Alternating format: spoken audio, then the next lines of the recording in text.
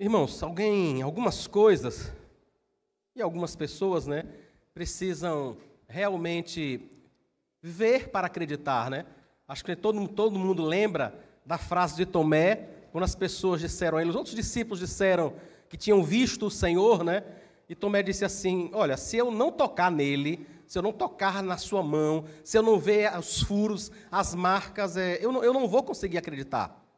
Nós somos assim, é verdade. Acho que todos nós temos uma certa inclinação a acreditar naquilo que nós vemos, Naquilo que pode ser provado. O salmo que a gente leu agora de manhã, e é sobre ele que eu queria meditar um pouco com os irmãos, o salmo de número 146, nos conclama a confiança em Deus, mesmo quando as situações talvez não pareçam muito confortáveis, muito boas, bem aquilo que nós aguardaríamos.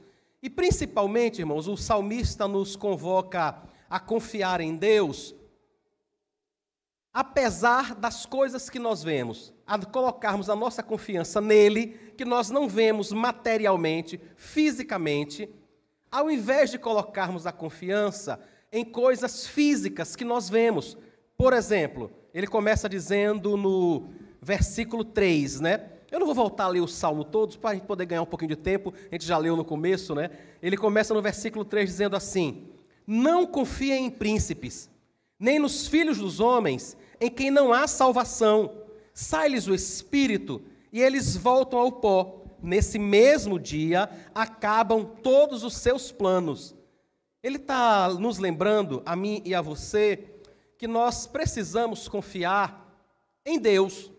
As pessoas têm responsabilidade e nós esperamos em Deus que elas cumpram essa responsabilidade. Por exemplo, nós torcemos muito para que o presidente da República cumpra o seu papel, para que o governador do estado cumpra o papel que o povo espera dele. Nós esperamos muito que o Congresso Nacional vote leis justas.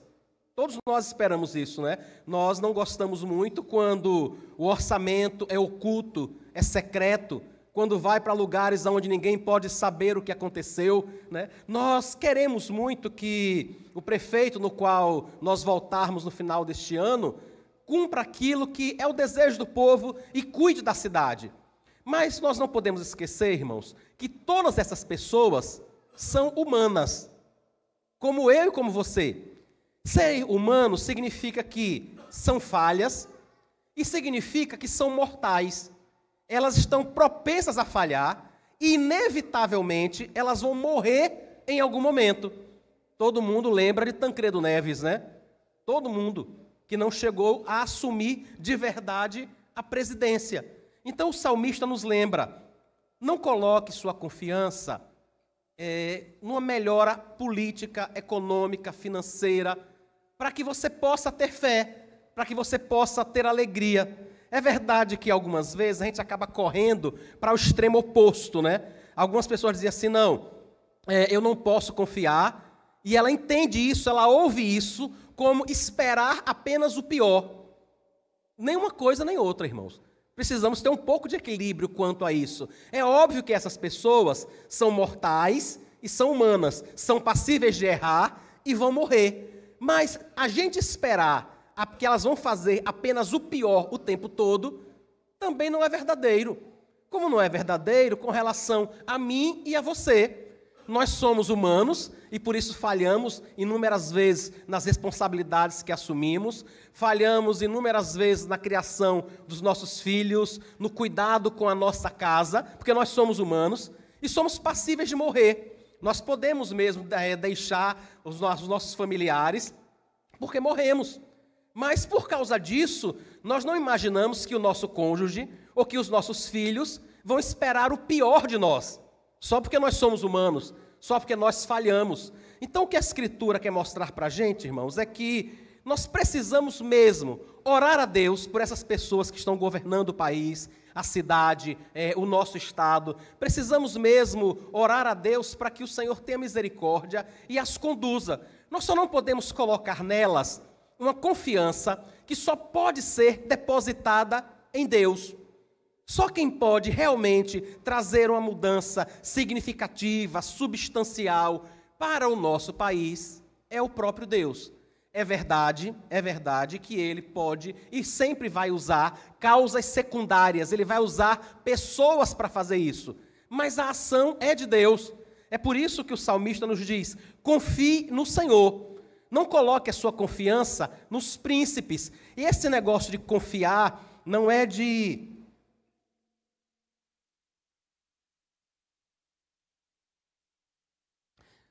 confiar cegamente. E também não é de desconfiar cegamente. Alguém que não vai fazer nada de jeito nenhum. Acho que os irmãos lembram de Jeremias 17, quando o Senhor disse para nós que maldito é o homem que confia no homem. Maldito é esse homem que confia no homem e que faz da carne mortal, do braço mortal, a sua esperança. Algumas pessoas olham para esse texto e dizem assim: eu não posso confiar em ninguém. Não é isso que o texto está dizendo, irmãos. O que o texto está dizendo é que eu e você não podemos colocar nas pessoas uma confiança que só podemos colocar em Deus. Somente em Deus. Irmãos, só Deus é infalível. Só Deus é infalível. As pessoas não são. As instituições não são. Eu e você não somos. Entende? Nós não somos. Malditos seremos eu e você se nós colocarmos toda a nossa confiança na estrutura da nossa igreja, na Igreja Presbiteriana do Brasil, na Igreja Presbiteriana Jardim das Oliveiras. Malditos seremos nós, porque seremos com toda certeza desiludidos e frustrados, porque são instituições feitas por homens falhos e mortais, que podem e vão errar. Isso quer dizer que eu e você não devemos confiar de jeito nenhum nas nossas instituições? Não, também não. É óbvio que não. Mas que nós precisamos entender que as instituições, o governo e as pessoas têm limitações. Por isso é que eu e você precisamos confiar nas pessoas, mas, acima de tudo, em Deus. Eu e você precisamos procurar o melhor profissional que o nosso dinheiro puder pagar para construir a nossa casa, para consertar o nosso carro, para cuidar da nossa saúde. Mas nós precisamos, acima de tudo, colocar a nossa confiança em Deus. Certeza, irmãos, eu e você precisamos fazer aquilo que está ao nosso alcance. Se eu sei, por exemplo, que eu preciso consertar o encanamento da minha casa e tem um encanador que é uma pessoa de referência, que alguém já me disse: olha, ele é uma pessoa muito competente, é uma pessoa muito boa. Eu preciso buscar essa pessoa porque tem referência, eu sei que é uma pessoa boa. Eu só não posso, irmãos, achar que ele não vai errar de jeito nenhum. Porque algumas vezes a gente para e diz para a pessoa assim: olha, você me disse que fulano era tão bom, mas o que ele fez lá em casa não prestou. Ele errou daquela vez, irmãos. Não quer dizer que ele não presta em momento nenhum. Não quer dizer que ele não vai acertar nunca. Quer dizer que daquela vez ele errou. É só isso. Às vezes um irmão ou outro diz assim: pastor, o sermão desse domingo foi muito bom. Eu digo: irmãos, há sermão e sermões. Há dias e dias. Há dias nos quais está muito bom. Há dias nos quais não está. Entendem? Isso é normal. É por isso que eu e você precisamos colocar a nossa confiança e a nossa esperança completamente em Deus. Para que eu e você não fiquemos frustrados nem com o governante do país, nem com o nosso pai, nem com a nossa mãe, nem com as instituições, nem com a igreja, nem com a direção da empresa onde nós trabalhamos. Porque eu volto a dizer aquilo que a Escritura está dizendo a nós. Eles são humanos. Eles são falíveis, eles são mortais, eles vão errar, assim como eu e você erramos também. Nós precisamos, irmãos, colocar a nossa confiança em Deus. O versículo 5, então, nos lembra isso. Bem-aventurado aquele que tem o Deus de Jacó por seu auxílio, cuja esperança está no Senhor, seu Deus. É o local onde eu e você devemos colocar a nossa esperança, irmãos, de forma final. Aquele que realmente será sempre fiel a mim e a você, mesmo se nós formos infiéis a Ele, mesmo se nós falharmos terrivelmente, Deus não vai ser infiel comigo e com você. Mesmo que a gente erre, mesmo que a gente o decepcione, mesmo que a gente decepcione a igreja, o Senhor não vai ser infiel, nem comigo e nem com você. É nele que eu e você precisamos colocar toda a nossa esperança. Nós não podemos, irmãos, confiar no azar ou na sorte. Nós confiamos em Deus. Confiamos em Deus. É claro que no dia a dia, conversando, a gente diz assim, rapaz, eu dei sorte de ter feito isso. Mas a gente também diz que o médico tirou a nossa pressão. E ele só mediu, né? A gente sabe que ele não tirou. É só um modo de conversar no dia a dia. Mas eu e você sabemos que a nossa sorte é o Senhor.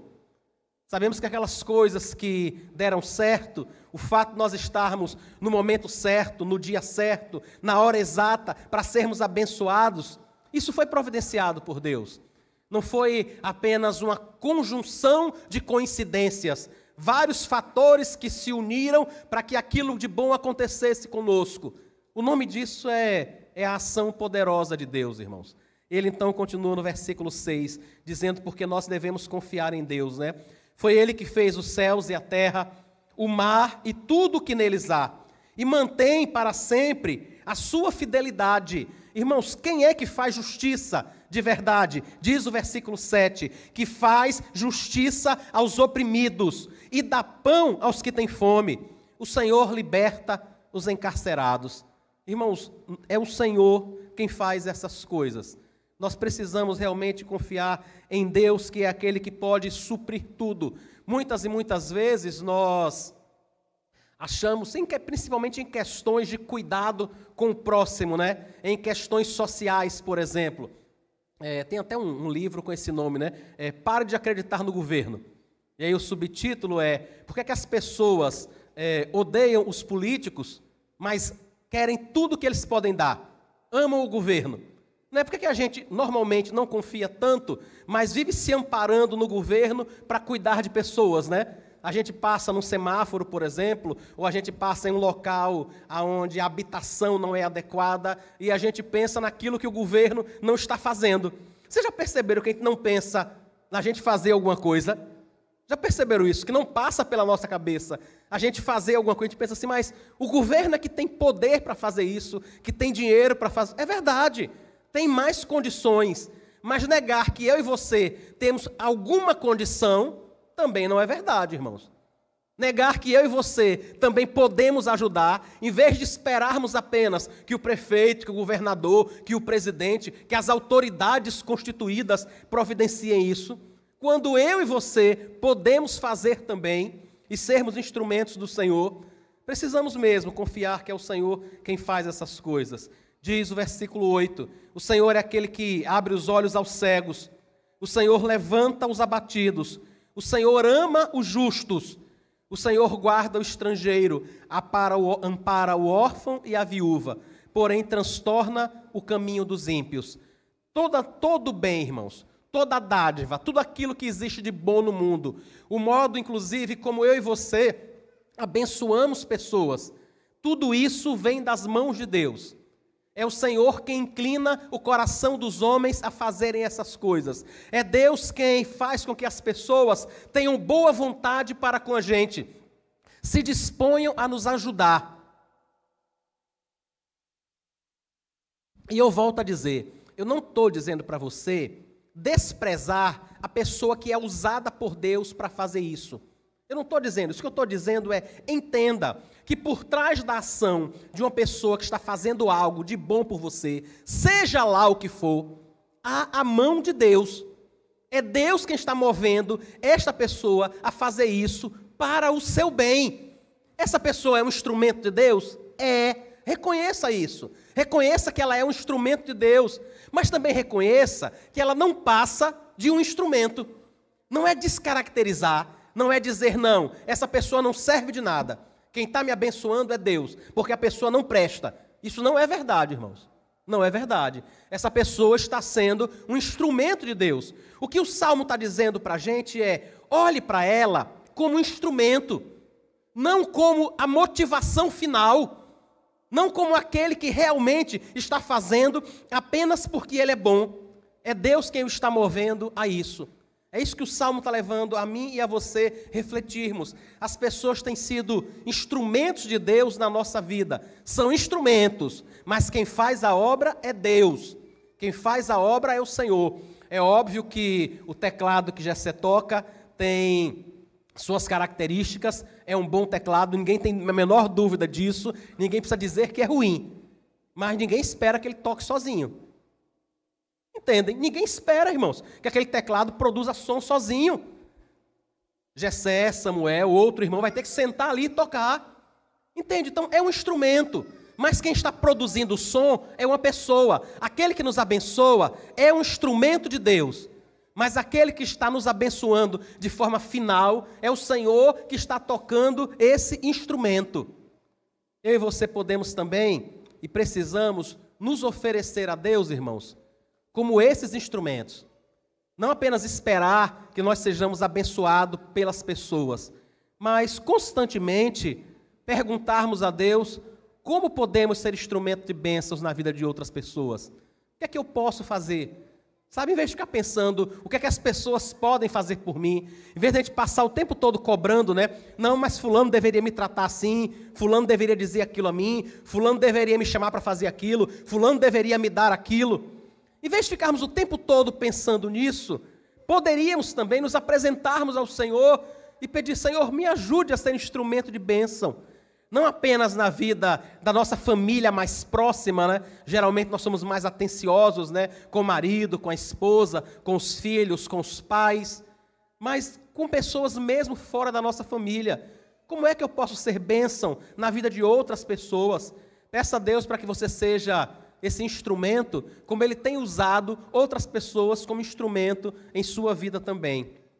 Por fim, no versículo 10, ele diz que nós podemos descansar no Senhor. Ele nos lembra: o Senhor reina para sempre. O Senhor, o seu Deus, ó Sião, reina de geração em geração. Aleluia. Eu e você podemos descansar, irmãos, porque o bem que o Senhor nos tem feito, aquilo que Ele tem providenciado, vai durar para sempre. Sempre vai ser assim. Nós estamos em um momento, agora, com a chegada da inteligência artificial, e quantos de nós já ficamos pensando, né? Rapaz, como é que vão ser os empregos daqui a 10 anos? Como é que vai ficar o mercado de trabalho? Há algum tempo atrás eu li uma reportagem sobre uma empresa gigante na China que substituiu o seu CEO por uma inteligência artificial. E a gente fica pensando, como é que vai ficar o mercado de trabalho, né? É verdade, a gente tem algumas preocupações com relação ao futuro, como é que as coisas vão acontecer. Mas eu queria lembrar uma coisa a vocês, irmãos, não deixe apenas que essa preocupação tome conta do seu coração. Lembre também que pode e vão haver momentos difíceis, mas lembre de uma coisa: o Senhor reina para sempre. O seu Deus, ó Sião, reina de geração em geração. O Senhor reina. Pode ser que o modo de trabalhar mude. Isso aconteceu com a Revolução Industrial. Isso tem acontecido com a chegada da internet. Vocês percebem como o modo de trabalhar, o modo de produção mudou. Mas o Senhor tem cuidado de nós.